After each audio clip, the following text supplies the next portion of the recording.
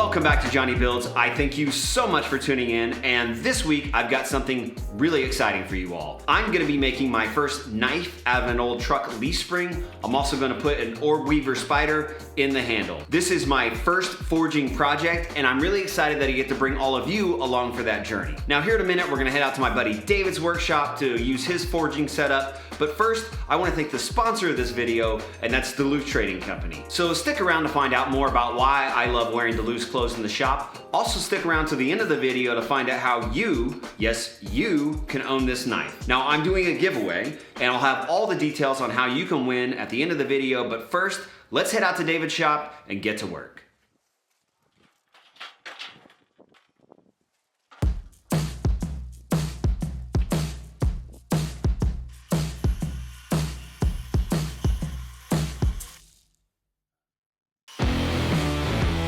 So far what you've seen me do is cut off one of the flat sections of the leaf spring, mark out how much material I need, and then cut that down to size.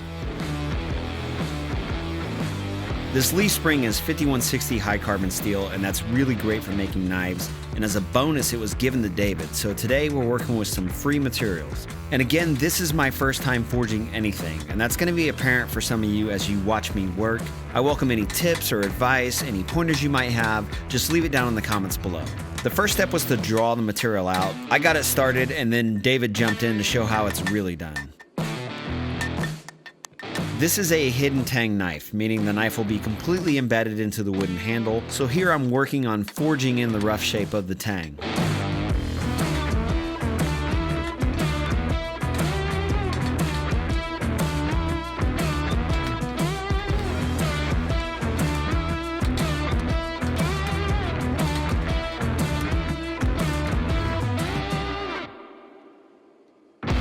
Next, I'll forge in the tip just by rounding over the front edge and then flipping it on its side to flatten everything back out.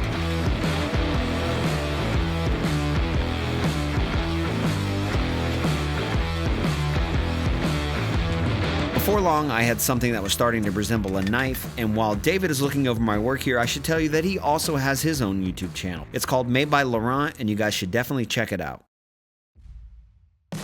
Back to my shop, and I recently picked up this 2x72 belt grinder from Ameribrade, and this is actually my first time getting to try that out.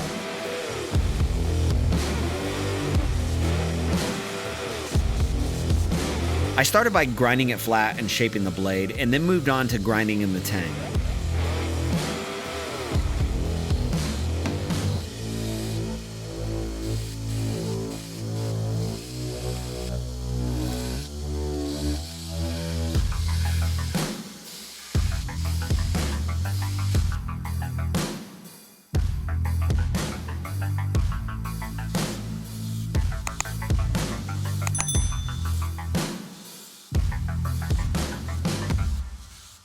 Given that this is my first attempt at grinding in bevels, I started with a bevel jig, which is going to allow me to set even plunge lines and grind consistent bevels. But I did try a little bit of freehand grinding once I had those bevels established.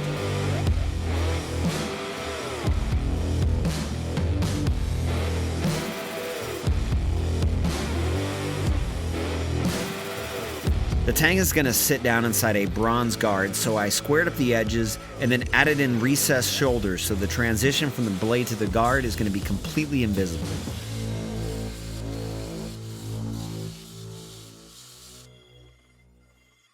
Now onto the handle, and I'm using some walnut, and this is actually leftover walnut from the scorpion axe, so I figured it's appropriate for this project. This wood is still a bit punky, so I used some Total Boat penetrating epoxy, and this is going to help stabilize the handle material before I can move on to adding the spider. I was sent this orb weaver spider specimen from Arizona, and if you know anything about orb weavers, they are some of the most beautiful and unique spiders around. I'm casting this beauty into the handle using some Total Boat Thickset Epoxy Resin, and this is extra clear and perfect for a project like this.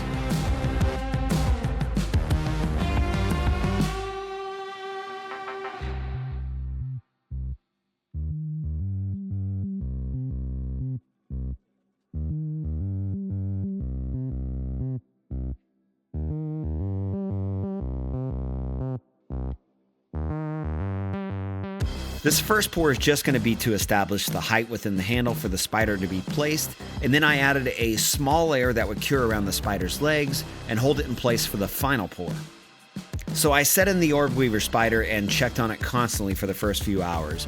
And just when I thought I was out of the woods, the epoxy flowed and it tipped the spider over onto its back. Now, none of this was captured on film because I had to jump into action right away, but I flipped it back over and 2 of the legs broke off, and it was just too late in the game to reattach them. So onward we go with my now 6-legged spider. During that time, I worked on the guard, and that's made from a piece of bronze, which is going to rest over a piece of steel plate for some contrast. I used a set of calipers to lay out the position of the tang, and then use my drill press to drill holes that I can then file out that recess, and the knife is going to sit down inside flush.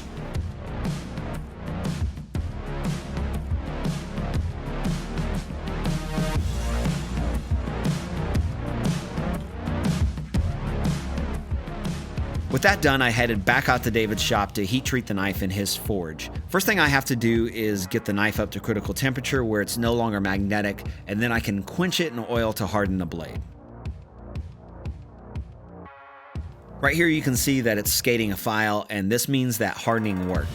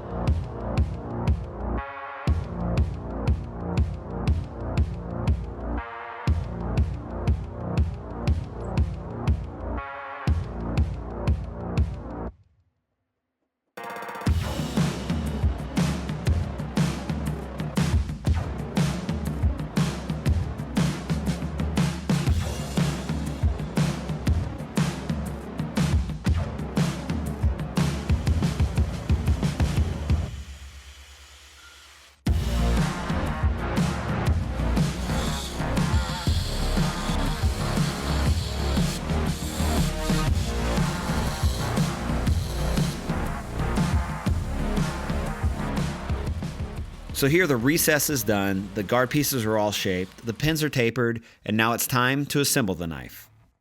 I'm using some 5-minute epoxy that I tinted black. I then set the tang into the handle and hammered in the pins to hold everything together. I let everything cure overnight and then came back the next day and started shaping the handle on my Ameribrade grinder. And I really can't say enough great things about this grinder. It was instrumental in making my first knife build go fairly smoothly. So I ordered this machine not too long ago, and it took me about 30 minutes to set up, and the belt changes take literally seconds. I like to compare using a belt grinder to working on a lathe. It has that same relaxing vibe that you get from getting to see the material transform so quickly in front of you while you work. I'm a big fan of Ameribrade grinders, and they're made right here in the USA. And as you've seen, it's a high quality grinder that was super intuitive to use, even for a newbie like me. I'm gonna leave a link for Ameribrade down in the description so you guys can all go check them out for yourselves.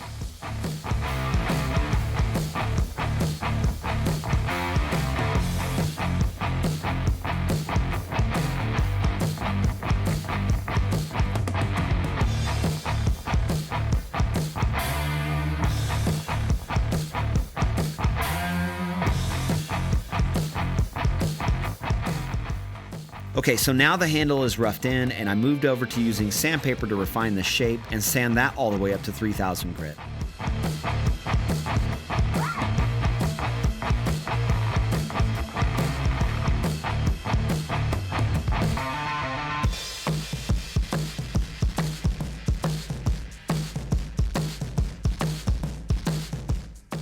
I also used a set of micromesh pads to sand the epoxy sections to a glass-like finish.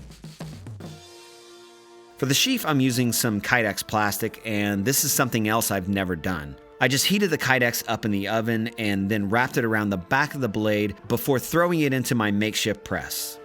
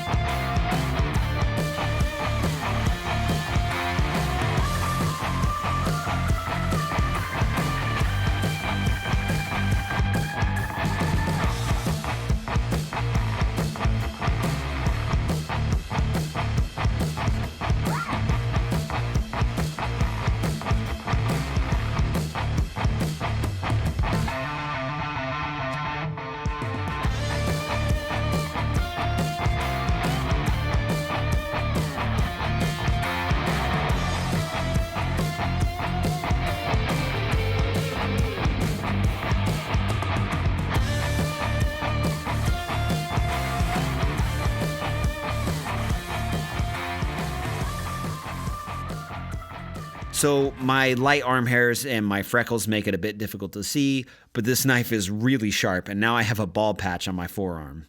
It also sliced through this paper with ease. Well, at least it did when I was holding the paper correctly. And with that, this knife was done.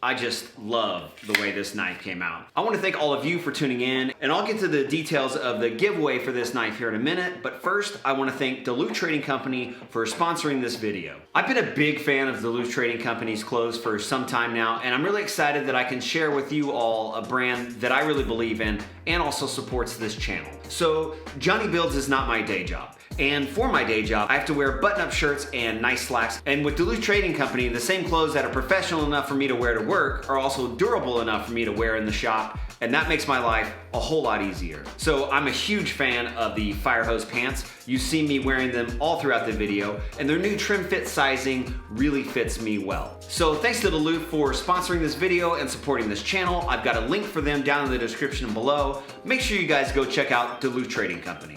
Okay, now the really exciting part. Like I mentioned at the beginning of this video, I'm giving this knife away to one of you. Now, if you're tuning in a few weeks after this video comes out, that's okay. You still have a chance to win. I'm not doing the giveaway until a month after this video comes out on November 30th. All you've got to do to win is be subscribed to this YouTube channel and follow me on Instagram at Jonny Builds. Then leave a comment in this video and make sure to include your Instagram handle so I can find you when you win. I also want to take a second to thank all my Patreon supporters. Without all of you, I couldn't do these videos, and all my Patreon supporters get extra entries into the giveaway as well. And all of these details about the giveaway and joining my Patreon are down in the description below. I also want to take a second to give a big shout out and a thank you to my buddy, David Laurent, for helping me out on this project. Make sure you guys go check out his channel, Made by Laurent. All right, everyone, thanks for checking this one out, and I'll see you back here next time.